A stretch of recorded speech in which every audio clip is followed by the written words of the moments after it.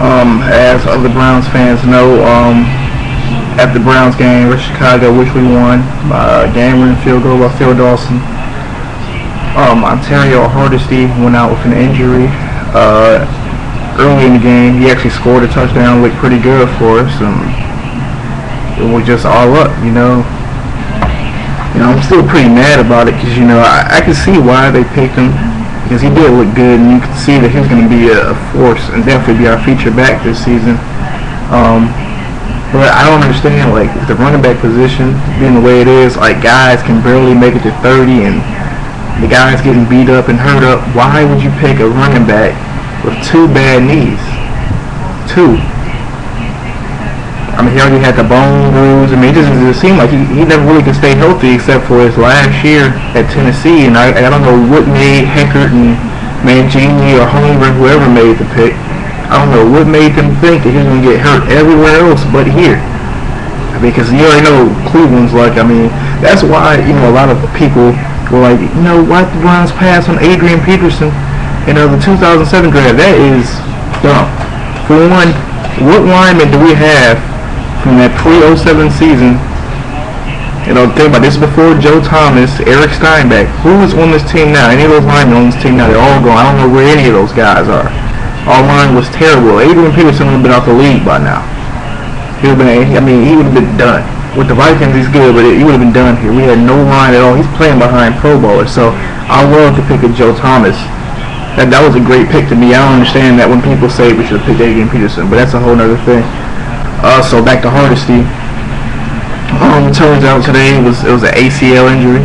For what I do know about ACLs is you're usually out for a year, and then not only that, I think Edgerrin James had one. You'll be out for a year, so he can come back next year, and then that year will be a year of him trying to get back on track. He won't be able to cut as good, do all the kind of things he used to be able to do, and it's just bad luck.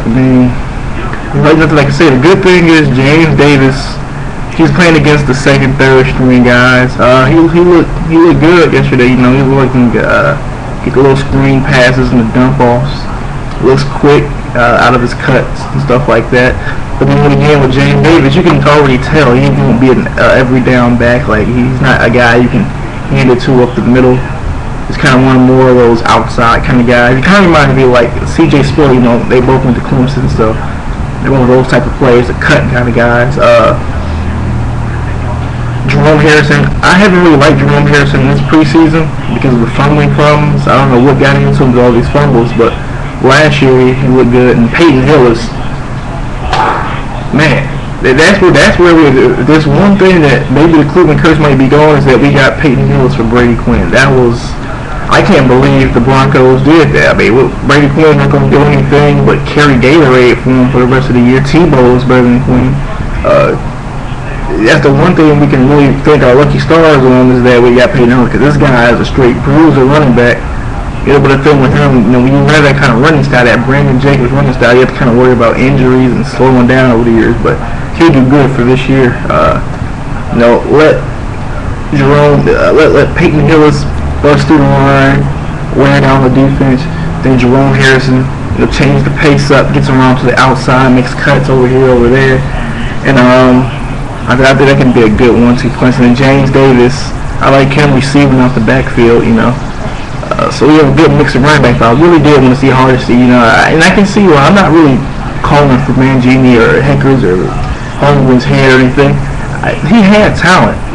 You can see the talent. He was going to be a good running back. Because you can just tell by the way he wouldn't go down, and he could just move the pile. That's just rare that you find that. We haven't had he kind of reminded me how Jamal Lewis was earlier in his career. He had the quickness, he could still pound it or whatever, but I don't understand why we gave away those draft picks, those extra draft picks, for somebody who has 2 bum knees. Now, again, to be fair, T.J. Ward also had injuries in college. So far, he's been able to stay healthy. It's too early to make a judgment on that. We'll see during the season what happens. But yeah, it's just bad luck, man. It's just, when you saw him make that touchdown, you're like, yes, this season has been saved. We finally have a franchise feature back, every down back. You know, it still has the speed to make cuts and spectacular plays, spin moves, all of that, and now it's all down the drain. You know, I'm not even like, oh, I'm gonna wait till next year. We gotta be honest, man. He's coming off the ACL. Next year he won't be the same. He won't make the same cuts he made. He won't be able to do the same things. You know, usually they say it takes 2 years to fully recover. So, but I mean, I'm not waiting that long for that. So, you know, I wish him the best of luck. I hope he'll be all right. You know, but from what I know about ACL, it's usually you're out for that season. I haven't heard of anybody just getting the ACL injury and coming back the next week. I've never heard of that. But whatever. So yeah, you know, that's the Browns report for today. Alright, peace, go Browns.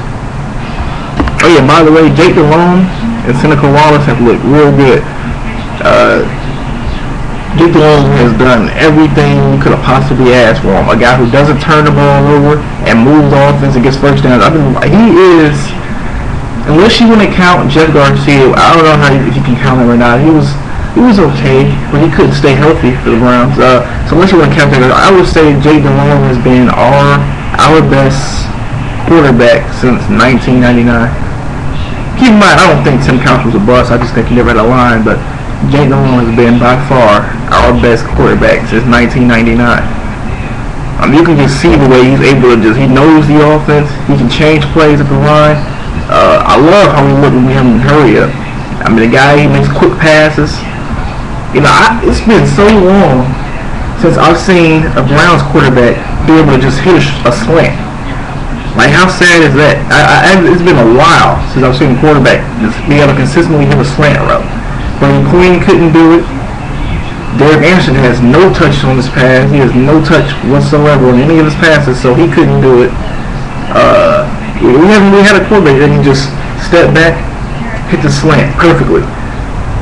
You know, Mohamed Massaquoi, he's looked really good. He's improved leaps and bounds this last year. Brian Robisky, he looks like a pretty good possession receiver. Chancey Stuckey, he had a couple of good games in the preseason so far, looking good off that slide. He looks more comfortable than he did last year. That's all surprised. Like, he looks like a completely different player. You know, Joe Thomas, of course, he's on that left tackle spot. You know, to me, after quarterback, that's the most important position. You have no left tackle, then you end up how Jason Campbell got hit from behind by that player from, I think it was the Redskins or whatever. He got hurt. Defense. I'll be honest. I don't really like how our defense played this preseason. I thought we made it way too easy for some of these quarterbacks to just torch us. I do like, however, how T.J. Ward has looked. I like how Joe Hayden has looked. It was Joe Hayden, one good sign. You know, people say, well, where's the interceptions at and all that. But one thing, if you notice, you don't see quarterbacks throw to his side. I remember when it was Eric Wright's rookie year, teams just kept bullying him. Joe Hayden, they don't even really throw to his side. Wherever he's at, I really don't see. They throw to, you already know they're going to throw it to Abe Elams. Wherever Abe Elams is at, they throw in his direction. You know, I would prefer to see Mike Adams over Abe Elam. Sheldon Brown, you know, he had some good years with the Eagles, but I would rather see him at safety personally. I'd rather see Ward and Sheldon Brown at safety. I'd rather see Eric Wright and Joe Hayden at corner. I think that would just be perfect. Abe Elam, I don't even know what the purpose of him being out there is. The linebackers, I like Marcus, but no, he's our best linebacker, or best pass rusher, I should say. Yeah, they're not even he's not even starting. I don't understand that, but we should be good, pretty good this year. So, all right, go Browns.